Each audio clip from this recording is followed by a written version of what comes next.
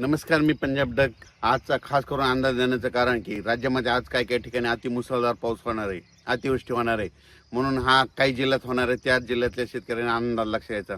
सगळ्यात महत्त्वाचं मुसळधार कुठं पाऊस पडणार आहे तर सगळ्यात महत्त्वाचं चंद्रपूर जिल्हा, नागपूर जिल्हा, भंडारा जिल्हा, गोंदिया जिल्हा, यवतमाळ जिल्हा, वाशिम जिल्हा, त्याच्यानंतर हिंगोली जिल्हा, त्याच्यानंतर परभणी जिल्हा, नांदेड जिल्हा, आणि त्याच्यानंतर इकडं अमरावती, अकोला, बुलढाणा, त्याच्यानंतर जळगाव, संभाजीनगर, जालना, नंदुरबार, धुळे, मालेगाव, नाशिक आणि ह्या पट्ट्यामध्ये काय होणार आहे 29, 30, 31च्या दरम्यान काही ठिकाणी अतिमुसळधार पडणार आहे, काही ठिकाणी अतिवृष्टी होणार आहे. म्हणून हा अंदाज लक्षात घ्यायचा. जिल्ह्यात सर्वत्र नाही पडणार, पण काही काही भागामध्ये, जिल्ह्यातल्या काही भागामध्ये अतिवृष्टी होणार आहे. म्हणून हा अंदाज सर्व शेतकऱ्यांना लक्षात घ्यायचा. उर्वरित राज्यामध्ये बीड जिल्हा झालं, लातूर जिल्हा झालं, धाराशिव जिल्हा झालं, सोलापूर जिल्हा झालं, अहिल्यानगर झालं, ह्या जिल्ह्यामध्ये म्हणजे इकडं पाऊस पडत, मुसळधार पाऊस पडत असल्यामुळे तिकडं रिमझिम पाऊस पडणार आहे. म्हणून हा अंदाज त्या शेतकऱ्याने लक्षात घ्यायचा. राज्यात पश्चिम महाराष्ट्रात सरी राहतील म्हणून हे देखील अंदाज लक्षात घ्यायचा. कोकणपट्टी घाटमाथ्यावरला पाऊस तसा चालू राहील म्हणून हे देखील लक्षात घ्यायचं. पण काही काही ठिकाणी अतिवृष्टी होणार आहे, त्याच्यामध्ये सगळ्या सांगतो की त्या शेतकऱ्यांनी स्वतःची काळजी घ्यायची. विजेच्या कडकडासह पाऊस पडणार आहे म्हणून हा अंदाज लक्षात घ्यायचा. चंद्रपूर जिल्ह्यातल्या शेतकऱ्यांनी अंदाज लक्षात घ्यायचा. तिकडं मुसळधार, अतिमुसळधार त्या जिल्ह्यात काही ठिकाणी होणार आहे म्हणून लक्षात घ्यायचं. यवतमाळ जिल्ह्यात पुसद, वाशिम त्या पट्ट्यामध्ये हिंगोलीकडं तिकडं अतिमुसळधार पाऊस पडणार आहे. परभणी जिल्ह्यात देखील काय होणार आहे, काही काही ठिकाणी अतिमुसळधार पाऊस पडणार आहे. इकडे जालना जिल्ह्यात परतूर ह्या साईडनं अतिमुसळधार पाऊस पडणार आहे. जालना जिल्ह्यात भोकरदन, राजूर, सिल्लोड ह्या परिसरामध्ये, जाफराबाद त्या परिसरामध्ये अतिमुसळधार पाऊस पडणार आहे. म्हणून वडी नाल्याला पाणी येणार आहे म्हणून त्यांनी अंदाज लक्षात घ्यायचा. जळगाव जिल्ह्यात देखील अतिमुसळधार पाऊस पडणार आहे. धुळे जिल्ह्यात देखील अतिमुसळधार पाऊस पडणार आहे. नंदुरबार जिल्ह्यात देखील अतिमुसळधार पाऊस पडणार आहे म्हणून हा अंदाज लक्षात घ्यायचा. पण ह्या पट्ट्यामध्ये एक कमी दाबाचा पट्टा जात असल्यामुळं ह्या पट्ट्यात अतिमुसळधार, काही ठिकाणी मुसळधार, कुठं शेतातून पाणी निघणारा पाऊस पडणार आहे.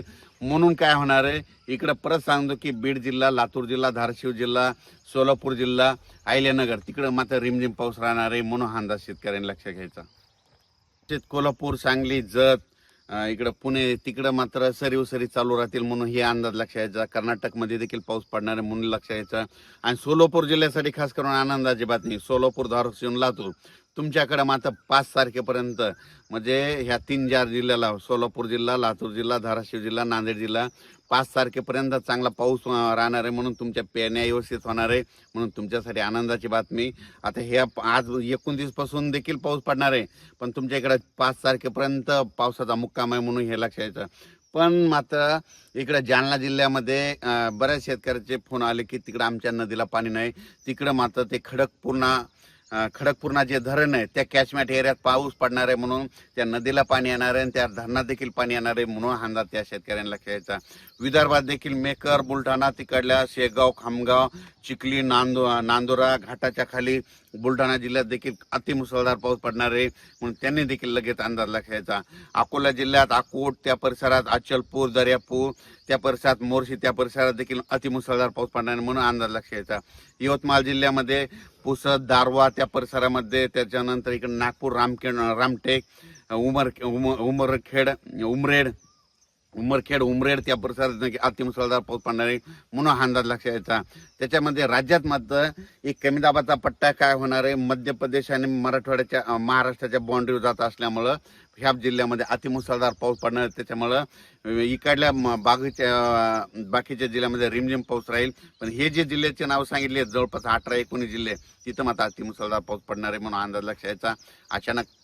अचानकपणे अंदाज देण्याचं कारण की तुम्हाला सांगू इच्छितो, काल देखील नागपूरला अतिमुसळधार पाऊस झाला. तसंच नागपूरला आज देखील होणार आहे, चंद्रपूरला देखील होणार आहे, यवतमाळला देखील होणार आहे, इकडं वर्ध्याकडं होणार आहे, इकडं हिंगोलीकडं होईल, वाशिम जिल्ह्यात देखील होणार आहे, बुलढाणा जिल्ह्यात देखील होणार आहे, त्याच्यानंतर अमरावती, अकोल्याकडं होणार आहे, त्याच्यानंतर परभणी जिल्ह्यात काही भागात होणार आहे, जालना जिल्ह्यात काही भागात होणार आहे, जळगाव जिल्ह्यामध्ये संपूर्ण जिल्ह्यामध्ये बऱ्याच प्रमाणात होणार आहे, धुळे नंदुरबार सगळीकडे पाऊस, नाशिककडे देखील होणार आहे.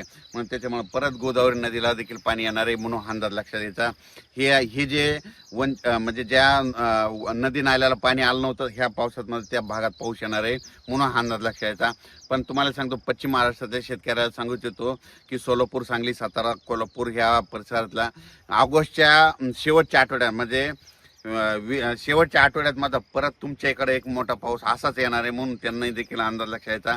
त्याचा आपण नंतर मेसेज दिला जाईल.